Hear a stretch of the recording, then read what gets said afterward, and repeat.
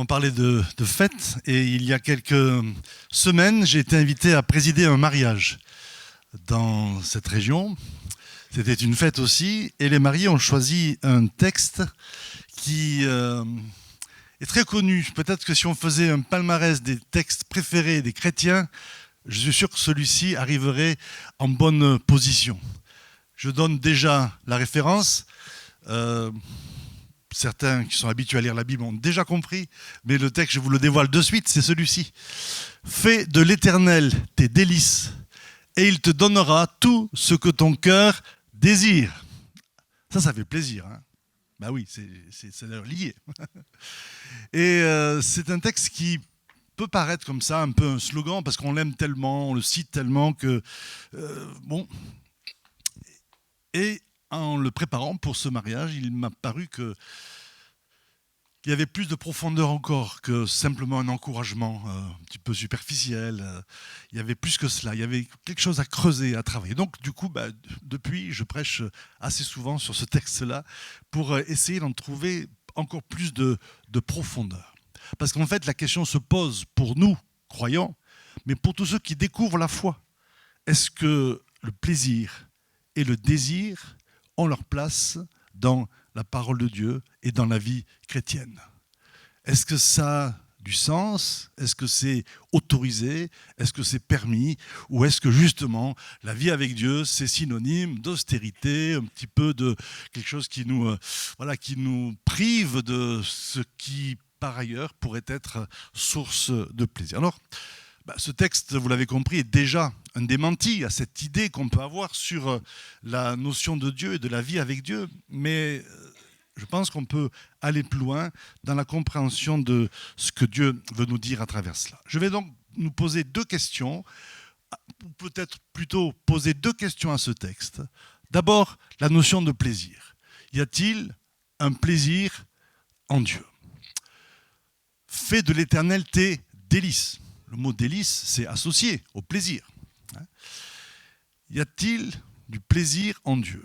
Alors je sais que pour plusieurs d'entre vous, la réponse est oui, c'est acquis, mais peut-être qu'on a besoin encore de creuser cela et puis de le fonder bibliquement. Est-ce qu'on est autorisé à prendre du plaisir dans la présence et dans la connaissance de Dieu? Si on se tourne vers la Bible, toujours, on s'aperçoit que cette notion de plaisir et de délice, elle est très présente. Elle vient souvent. Je vais prendre quelques exemples, quelques textes comme ça, juste pour nous rappeler ces notions-là. D'abord, dans le psaume 16 et le verset 11, il est dit « Tu me feras connaître le sentier de la vie.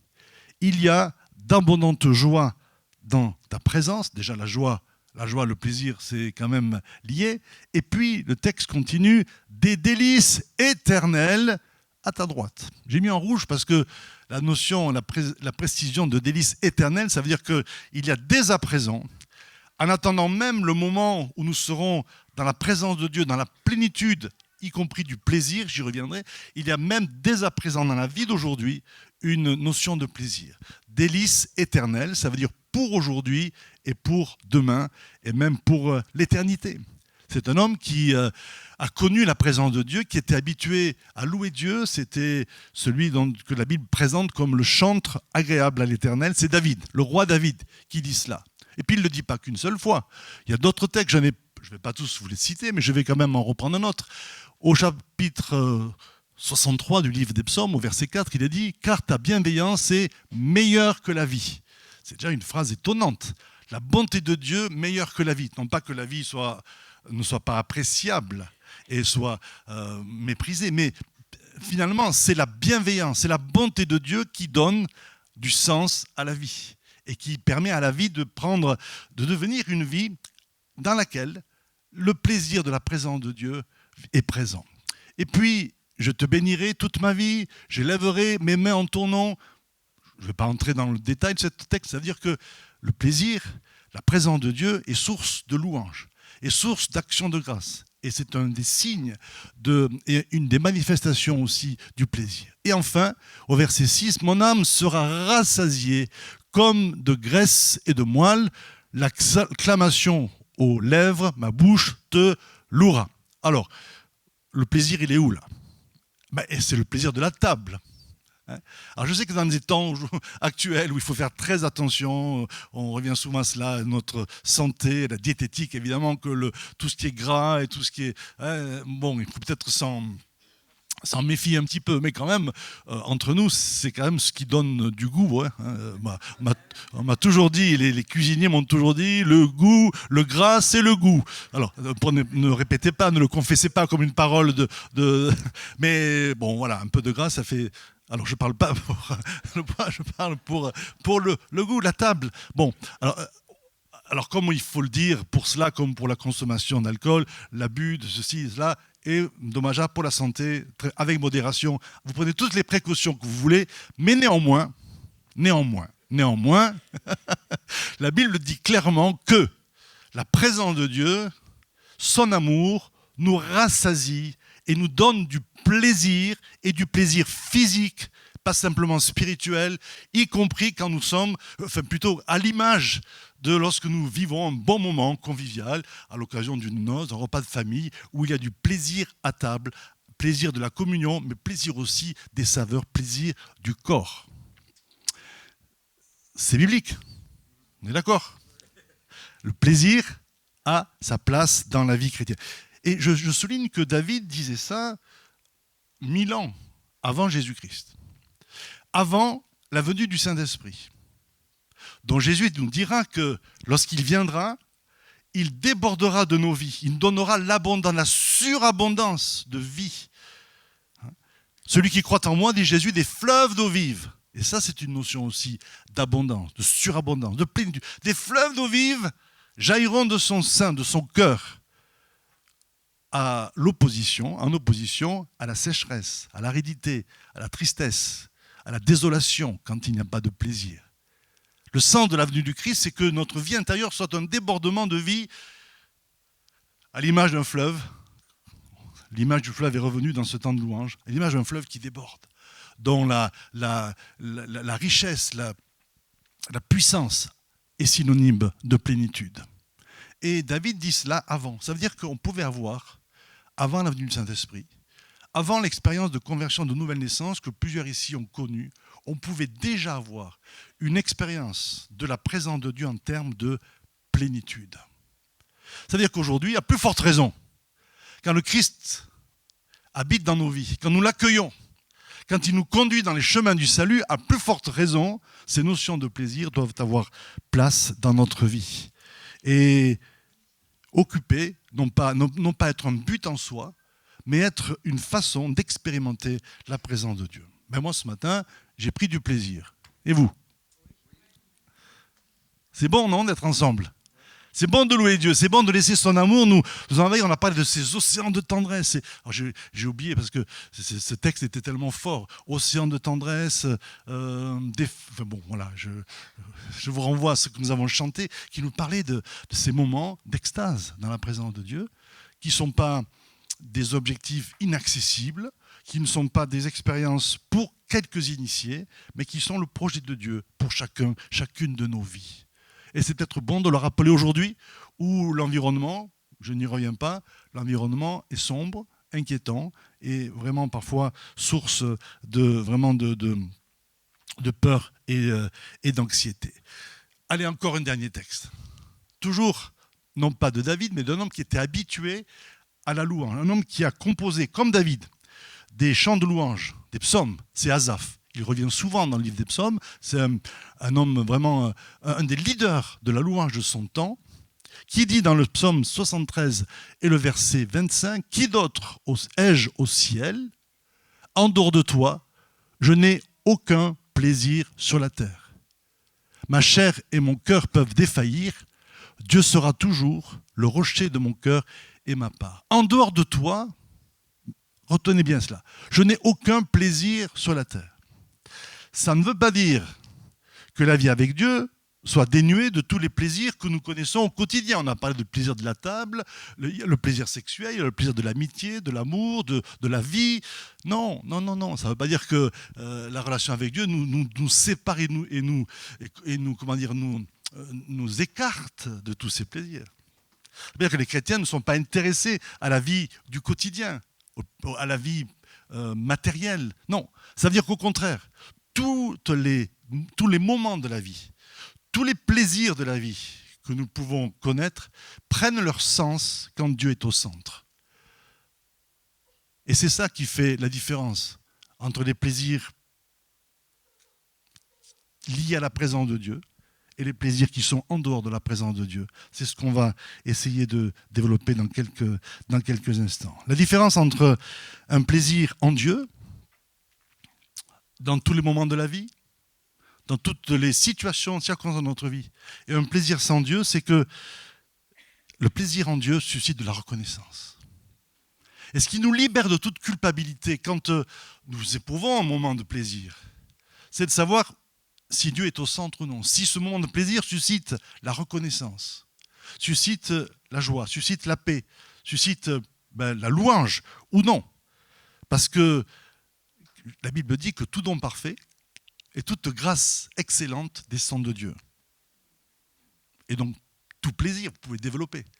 Quand le plaisir que je vis est vécu dans la présence de Dieu et suscite en moi la louange et la reconnaissance, quel qu'il soit, ce plaisir, quel qu'il soit, et quand Dieu est au centre, alors il n'y a pas de culpabilité à avoir, il n'y a pas de...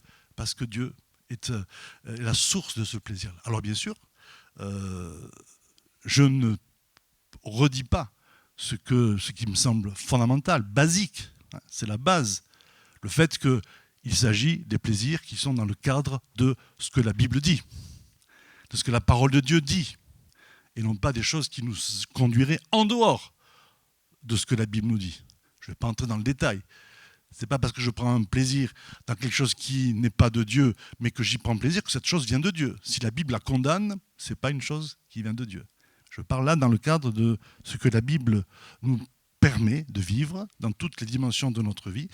Et qu'un plaisir qui vient en Dieu, c'est un plaisir qui suscite de la reconnaissance et de la joie.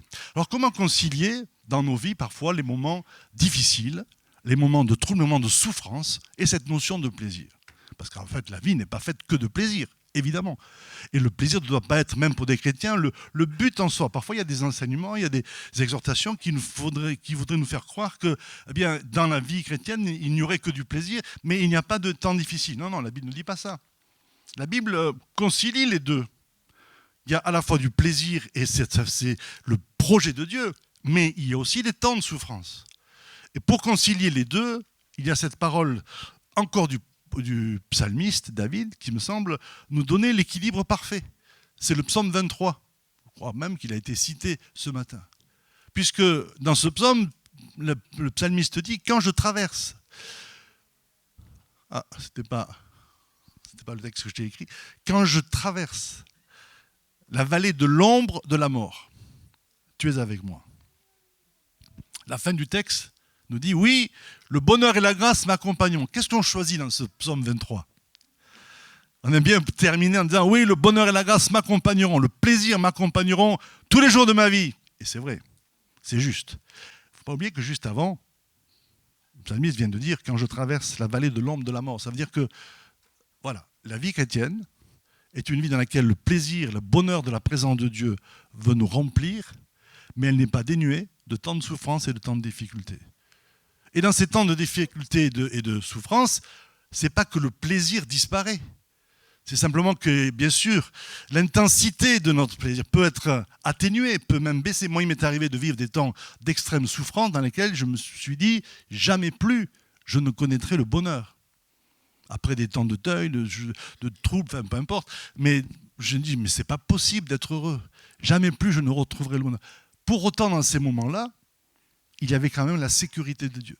Quand je traverse la vallée de l'ombre de la mort, ta main, ta houlette, ton bâton, les images du berger me rassurent. Des fois, le plaisir, ce n'est pas un moment d'excitation extrême, c'est un moment dans lequel c'est au moins la sécurité dans la présence de Dieu. C'est déjà bien, plutôt que le désespoir dans l'épreuve. Alors dans ces moments-là, l'intensité de notre désir, de notre plaisir n'est pas au maximum, mais il y a quand même ce sentiment de sécurité. Quand je traverse la vallée de l'ombre de la mort, ta houlette et ton bâton me rassurent. Mais le psalmiste dit bien que ça n'est pas la totalité de sa vie. il y a aussi des moments dans lesquels il peut affirmer, oui, le bonheur et la grâce m'accompagneront tous les jours de ma vie. Et donc les deux sont conciliables, parce que dans la présence de Dieu, il y a même au sein des difficultés le sentiment et la sécurité de sa présence qui est aussi une source de plaisir et de contentement. Alors on n'est pas dans la culture du plaisir, évidemment, mais on n'est pas non plus dans la culture de la souffrance. Et ce seraient deux extrêmes à éviter.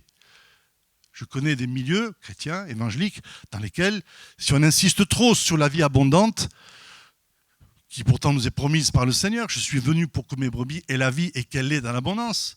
Et si on n'insiste pas assez sur la souffrance qui accompagne parfois la vie du croyant, alors du coup on est soupçonné d'hérésie ou de dérive. Non, non. On est dit dans la culture du plaisir. Le plaisir n'est pas un but en soi, vous l'avez compris, il est le fruit de la présence de Dieu en nous. Un fruit auquel on doit s'ouvrir, qu'on doit accueillir. Mais on n'est pas non plus dans la culture de la souffrance, comme si la souffrance était le mode de vie permanent des croyants. L'équilibre est dans cette réalité, oui, j'ai du plaisir en Dieu, même quand je dois passer par la vallée de l'ombre de la mort. Dernier point sur le plaisir, et qui est quand même encourageant, c'est que le plaisir en Dieu, c'est une relation de réciprocité, il est réciproque. Nous avons beaucoup parlé du plaisir que nous prenons en Dieu. J'aimerais parler, en terminant sur ce point, sur le plaisir que Dieu prend en nous. Quand Dieu parle de la relation avec son peuple, il en parle comme d'un fils en qui il prend plaisir. Et cette parole, elle revient du temps de Jésus. Au moment où Jésus se fait baptiser, où il sort de l'eau, il va y avoir des baptêmes, il y a eu des baptêmes hier, il y en aura encore la semaine qui vient, et puis il y en aura de plus en plus, je le crois. À ce moment-là, comme Jésus nous a précédés dans ce baptême-là, même si ce n'était pas tout à fait le même, peu importe, il y a cette parole qui vient du ciel. Voici mon fils bien-aimé en qui je prends plaisir. L'Éternel prend plaisir en son peuple, je viens de le dire ici, il accorde aux humbles le salut pour parure, j'y reviens. C'est une constante dans le cœur de Dieu. Dieu prend plaisir à la miséricorde. Dieu prend plaisir à la bonté. Il prend plaisir à manifester son salut, à manifester ça. Vous imaginez cela? On célèbre la bonté de Dieu, on la vit, on en jouit, on s'en réjouit. Mais peut-être on oublie parfois que Dieu prend plaisir à nous aimer. Il prend plaisir à nous faire grâce. Dieu n'est pas un Dieu qui condamne, un Dieu qui rejette, un Dieu qui repousse. C'est un Dieu qui prend plaisir à la miséricorde. Je prends plaisir à la miséricorde et non au sacrifice, dira-t-il. Ici, il dit, je prends plaisir au milieu de mon peuple. C'était le peuple de l'ancien Israël. Pas un peuple facile, hein, pour ceux qui connaissent la Bible. C'est un peuple qui parfois a eu envers Dieu des attitudes un peu... voilà. Mais Dieu prend plaisir parce que Dieu nous aime. Et ça, c'est le cœur de Dieu. Et ce cœur de Dieu, il l'a pleinement manifesté en son Fils Jésus. Puisque, voilà, bon, je reviens encore, avant d'en arriver à Jésus, mais quand même, ce texte... peut-être qu'il peut être utile pour l'un d'entre nous. Dieu prend plaisir, il affermit les pas de l'homme, il prend plaisir à sa voix. Dieu s'intéresse à nos vies, pas pour contrôler, pas pour voir si on est bien dans le cadre et dans les clous. Dieu prend plaisir à nos vies pour nous conduire dans les voies de la justice. Il affermit nos pas et il prend plaisir dans nos voies. Pensez à vos voies, pensez à votre quotidien, à vos orientations, à vos choix, à votre vie de tous les jours, à vos circonstances. Et prenez cette parole pour vous. Dieu prend plaisir à votre voie, votre chemin. Demain, c'est lundi. Grande révélation. Si vous n'étiez pas venu, vous ne l'auriez pas su. Ça. Eh bien, demain, avec ce lundi et tous les défis que ce lundi comporte, vous pouvez affronter ce lundi en disant « Dieu prend plaisir à mes voies ». Ça ne veut pas dire que je vais dire à Dieu de me suivre et de faire mes 4 volontés. On va y revenir dans quelques instants. Ça veut dire que Dieu s'intéresse à notre voie, à notre chemin, à nos circonstances. Il n'est pas éloigné et il n'est pas indifférent. Alors, justement, venons-en à Jésus maintenant. Si c'était vrai dans l'Ancienne Alliance, cette disposition du cœur de Dieu envers nous s'est pleinement manifestée en Jésus. Voici mon Fils bien-aimé en qui je prends plaisir, en qui j'ai mis mon affection, les deux textes.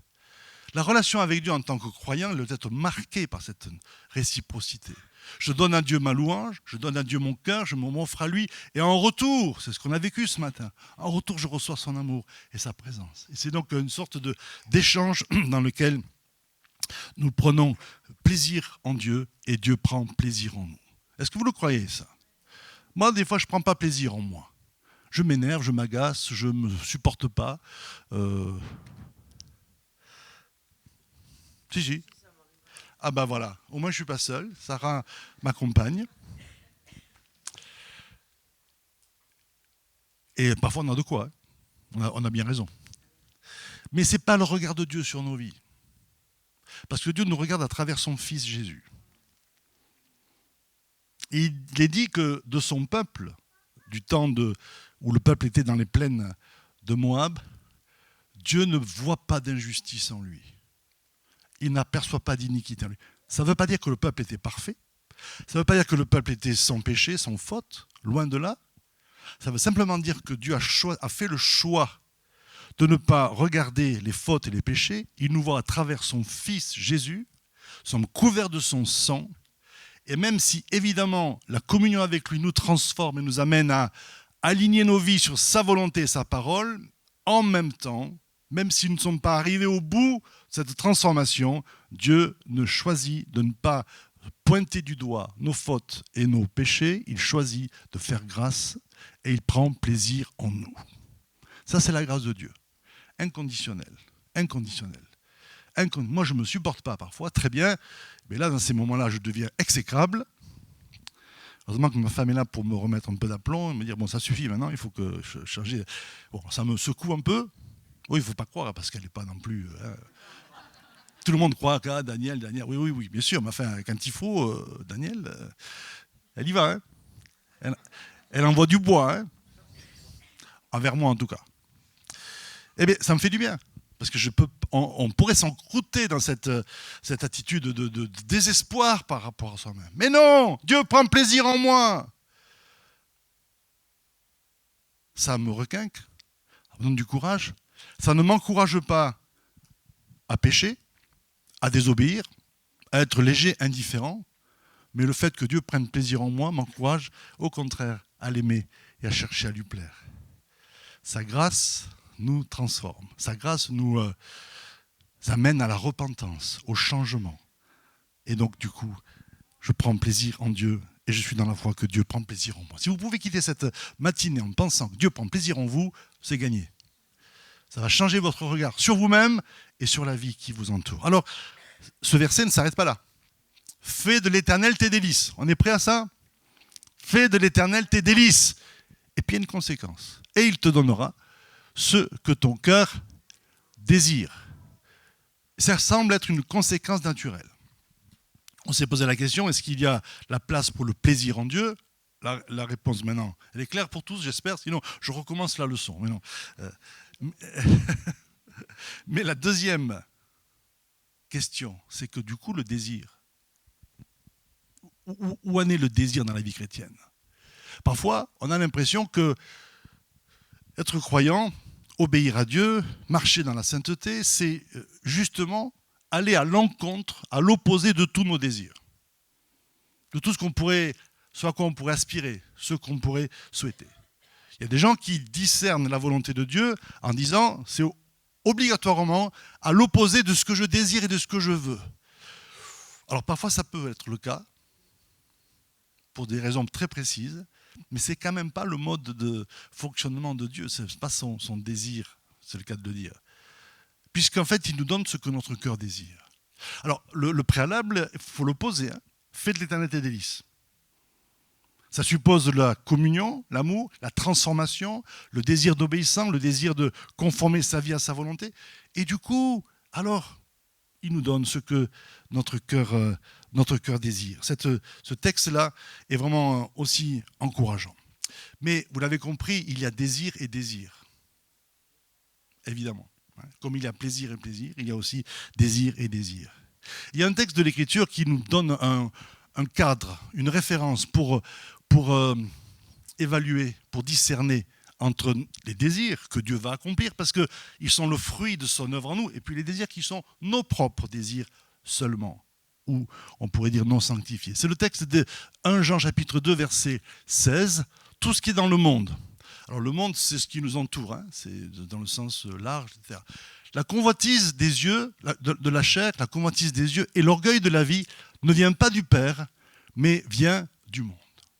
La convoitise de la chair, ce sont les désirs qui montent de notre propre nature. Ce n'est pas le désir sexuel seulement, que ce soit clair. Quand la Bible parle de la chair, elle ne parle pas que du corps et de la sexualité. Elle parle de notre nature intérieure, séparée de Dieu, opposée à Dieu.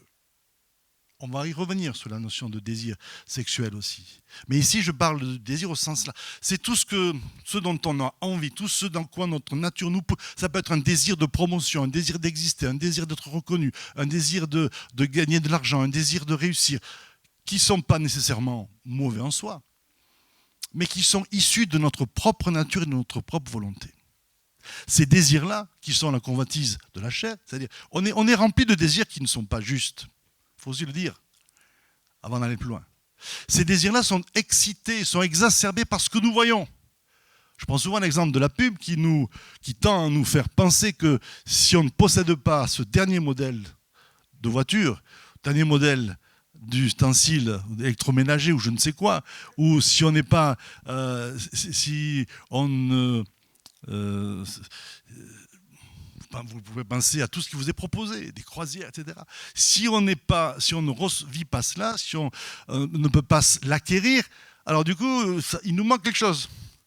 Et ça excite notre convoitise. Je ne dis pas que la pub est mauvaise, je dis que simplement il faut garder de la distance. Là. Mais la convoitise du monde, c'est tout ce que le monde nous propose, tout ce que la vie nous propose, et qui peut exciter nos désirs personnels. Et qui aboutissent dans une chose très particulière, c'est ce que l'Écriture appelle ici l'orgueil de la vie. L'orgueil de la vie, c'est le fait de mettre sa vanité, sa dignité, son identité dans ce que nous possédons. Vous savez, l'homme de la parabole qui a amassé de grands biens et qui dit à son âme, mon âme, réjouis-toi, tu as de grands biens.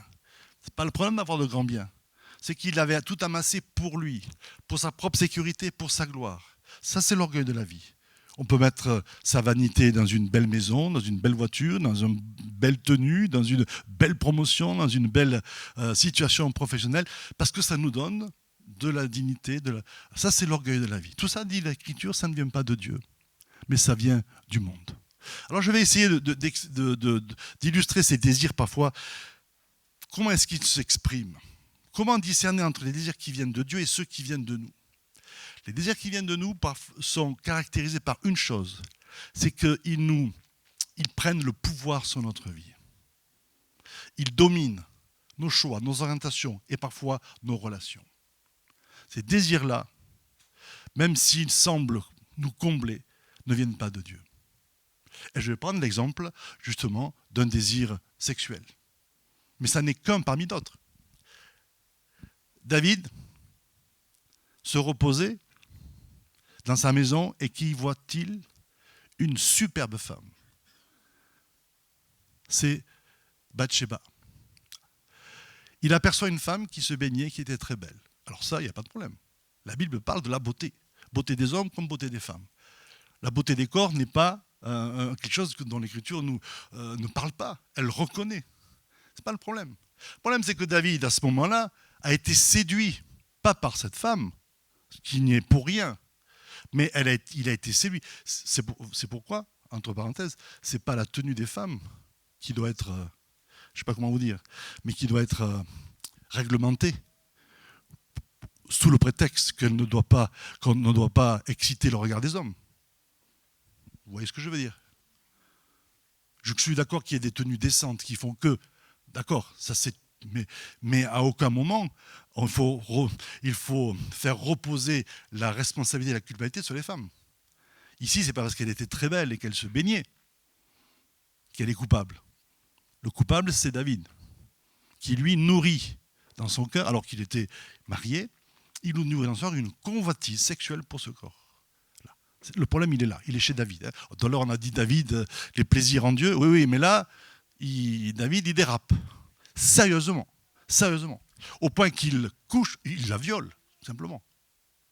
Appelons les choses par leur nom. Il use de son pouvoir de roi pour avoir une relation sexuelle avec cette femme. Cette femme devient enceinte, et comme elle est mariée, alors qu'il est le roi, il fait en sorte, c'est un crime d'État. Hein. Ouais, la Bible est remplie d'histoires un peu... Ouf, ça craint, hein, des fois. Crime d'État. Il fait assassiner son mari. Cet homme qui vivait entièrement au service du roi. Il le fait assassiner en le plaçant au plus fort du combat. Vous connaissez l'histoire pour certains, mais je résume pour les autres. Et après cela, voilà, heureusement que Dieu le reprend. Quelle patience, Dieu. Mais moi, je l'aurais jeté, David. Hein. Franchement, alors là, je l'aurais jeté, mais alors proprement. Hein. Et c'est quand même proprement ou salement, peut-être, oui. Non, mais c'est insupportable, c'est inadmissible. Eh ben Dieu, voilà, non pas qu'il ferme les yeux, non, Dieu simplement parle à cet homme et le reprend. Et il va subir les conséquences de son acte, c'est sûr. Et on va s'arrêter là. Et la Bible ne parle pas que de lui. Il y a d'autres passages dans lesquels le désir sexuel a pris le pouvoir sur tel ou tel, et dans l'Écriture c'est souvent des hommes, pour les amener à faire des actes hyper répréhensibles. À quoi est-ce qu'on reconnaît un désir qui ne vient pas de Dieu? D'abord quand il est en dehors de ce que la Bible dit, puisque là c'est de l'adultère, et la Bible condamne l'adultère, mais en plus, quand, même si on voudrait s'en défendre, même si on voudrait le justifier, finalement, eh bien, ce plaisir, ce désir prend le pouvoir au point qu'on ne voit plus rien, on est aveuglé. David a été aveuglé. Et il accomplit des actes. Alors bien sûr, heureusement que tous nos mauvais désirs ne nous conduisent pas à des actes aussi répréhensibles, mais quand même, il accomplit cet acte-là. Alors ça, c'est un désir sexuel. Le désir sexuel n'est pas un péché en soi, c'est un don de Dieu. Un don de Dieu dans le cadre d'une relation de couple, c'est-à-dire d'engagement l'un envers l'autre. C'est pour ça que la Bible parle de relations sexuelles dans le cadre du mariage. Non pas comme une convention sociale qui nous oblige et qui devient un carcan, mais non, comme un pacte, comme une alliance entre un homme et une femme qui donne à la sexualité et au désir, et donc au plaisir, on y revient, toute sa plénitude et toute sa sécurité. Et je n'ai pas le temps de le développer ici, l'intention de Dieu, ce n'est pas de nous priver, ce n'est pas de nous placer dans des contextes qui nous contraignent. L'intention de Dieu, c'est de donner au plaisir et au désir, y compris sexuel, toute sa plénitude. Toute sa plénitude. Pourquoi, alors je fais une parenthèse, pourquoi croyez-vous qu'il n'y aura plus de relations sexuelles dans l'éternité? Pour ceux qui ont suivi tous les enseignements sur le royaume de Dieu, vous le savez ça. L'homme et la femme ne prendront plus ni de mari ni d'épouse dans l'éternité, dans le royaume éternel. Parce que Dieu voudrait priver l'homme et la femme de ce qu'il lui a donné, de ce qu'il leur a donné de bon et de meilleur sur la terre, c'est-à-dire le plaisir de l'union sexuelle dans le cadre du mariage. Non, pas du tout. Pas parce que quand j'enseigne ça aux jeunes, souvent on dit « Oh là là, ça paraît triste l'éternité. » Vous n'osez pas le dire, mais eux ils le disent, hein, je peux vous dire. Non. C'est-à-dire que dans l'éternité, Dieu sera tout en tous. Il y aura un tel niveau d'amour, de plaisir et d'extase que la relation sexuelle ne sera plus nécessaire pour le bonheur de l'homme et de la femme. Ce n'est pas une privation, c'est un dépassement. Je n'ai pas le temps de développer ça, mais je veux quand même le préciser. Parce que l'éternité, c'est aussi ça. Le royaume éternel, c'est aussi ça. On parle du bonheur éternel. On peut parler de l'extase éternelle. J'oserais le mot de l'orgasme éternel. Je peux vous donner d'autres auteurs qui ont écrit ça avant moi. Ce n'est pas là que je l'ai puisé, mais j'ai trouvé des confirmations. Je ne suis pas le seul à parler ce langage-là. Rassurez-vous, si vous ne l'avez jamais entendu, sachez que ce n'est pas une nouveauté. Donc, le désir sexuel n'est pas un condamnable, il n'est pas répréhensible. Le plaisir de la chair, comme on dit souvent, ce n'est pas un plaisir coupable quand il est vécu selon Dieu et quand il est vécu dans la liberté, dans le respect mutuel aussi. Là, on parle du plaisir, du désir sexuel, mais il y a d'autres désirs.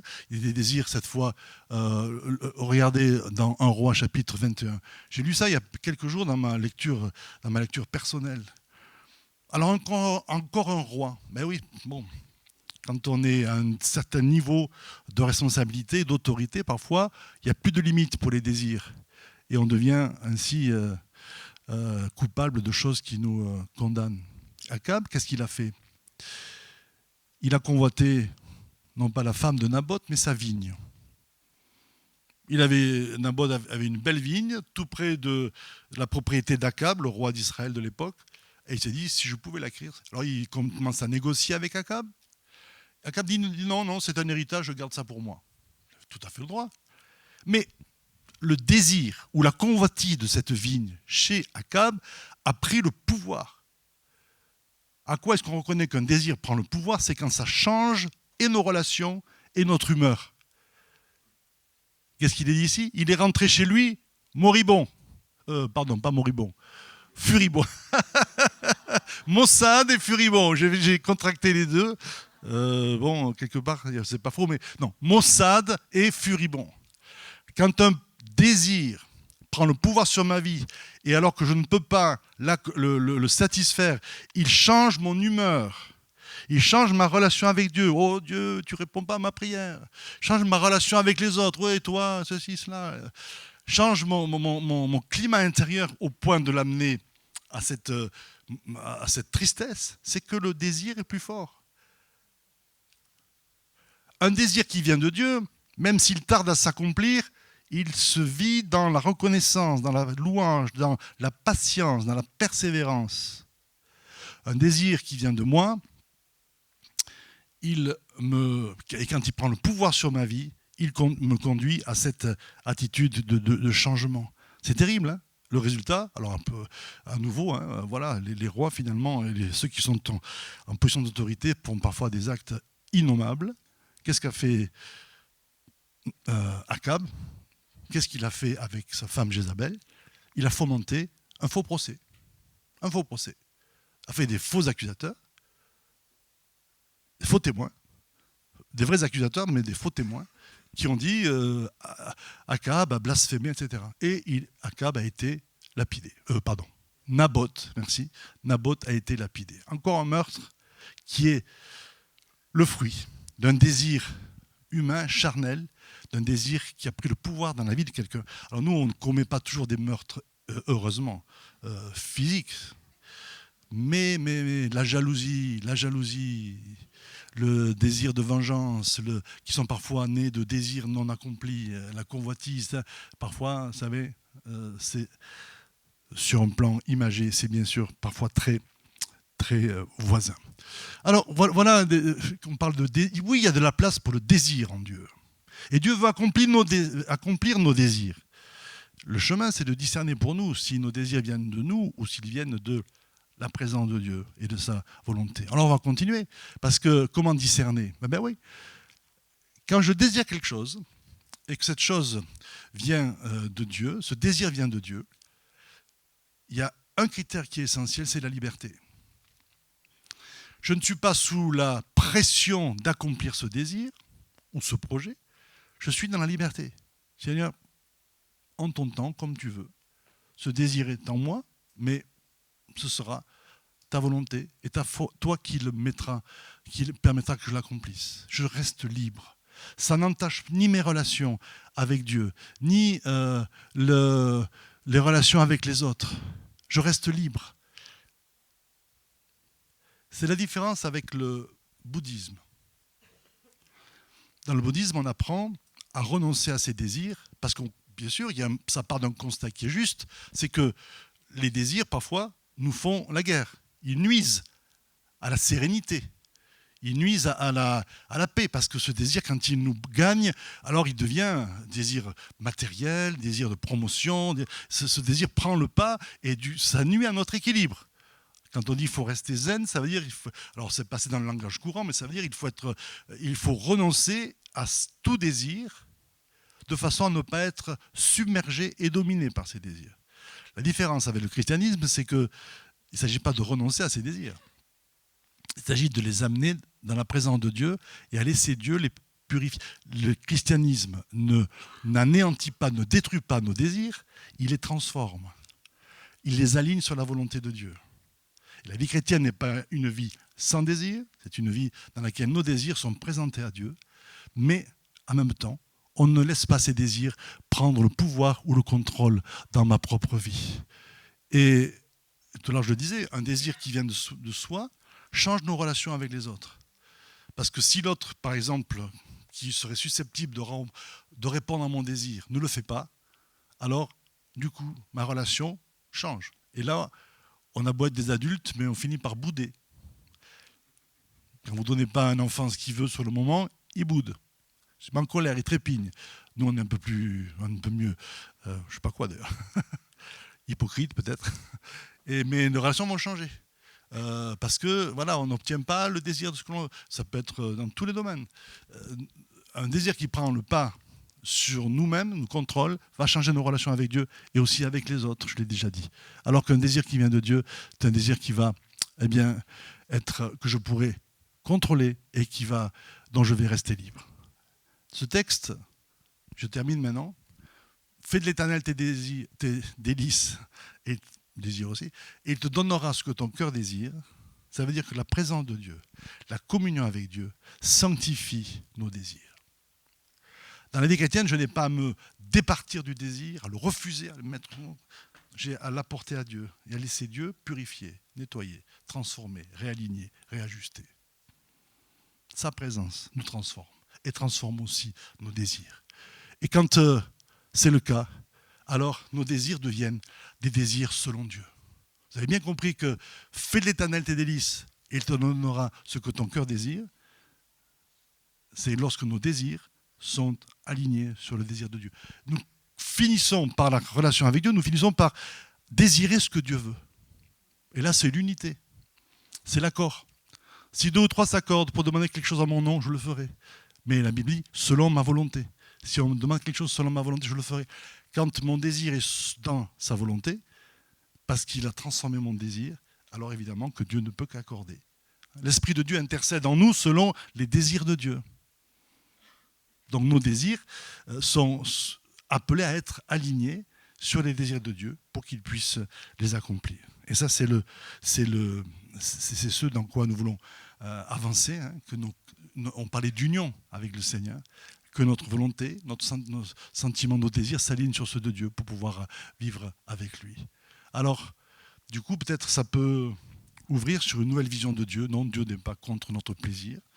Il veut le décupler. J'ai une bonne nouvelle. Si tu n'as pas de plaisir en Dieu, même si tu marches avec lui, tu n'es pas coupable de ça, mais tu es appelé à découvrir un plaisir en Dieu, parce que c'est la volonté de Dieu. Voilà. Et c'est son plan. Il a tout donné en Jésus pour cela. C'est une nouvelle vision de Dieu pour une nouvelle relation avec lui. Si la relation avec Dieu est synonyme de devoir, d'obligation, de contrainte, de tristesse, même pour ceux qui marchent avec Dieu, et souvent, surtout pour ceux qui marchent avec Dieu, c'est qu'il y a un problème quelque part, dans la connaissance de qui est Dieu.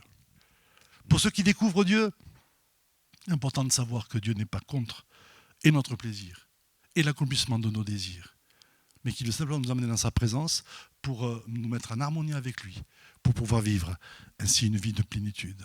C'est ma prière, que cette journée soit une journée de plaisir, même au sein parfois des difficultés, mais de plaisir en Dieu. Pas qu'aujourd'hui, que la vie chrétienne dans laquelle nous sommes engagés soit toujours plus remplie des délices de sa présence, de son amour, de son affection, de sa tendresse, de sa proximité, et qu'ainsi notre volonté s'aligne sur la sienne. Amen. Je vais prier pour cela et vous inviter peut-être à faire le point dans notre vie intérieure, juste pour remettre à Dieu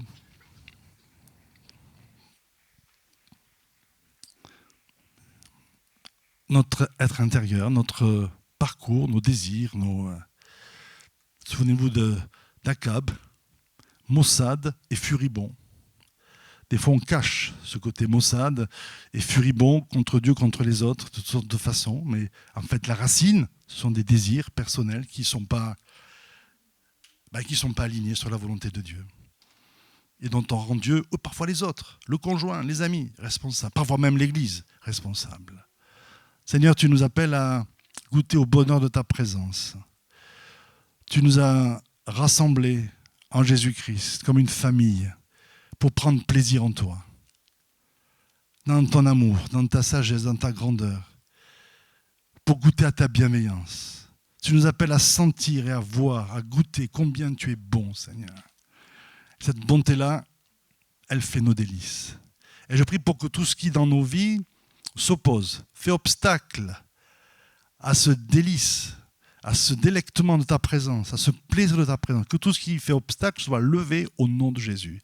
Tous les mensonges du diable, toutes les blessures, tout ce qui dans notre compréhension, éducation, tout ce qui fait obstacle à cette notion de plaisir en toi, soit brisé au nom de Jésus. Tombe comme un château de cartes au nom de Jésus. Que le chemin pour une vie de paix, de sécurité et de plaisir en toi soit ouvert pour chacun au nom de Jésus.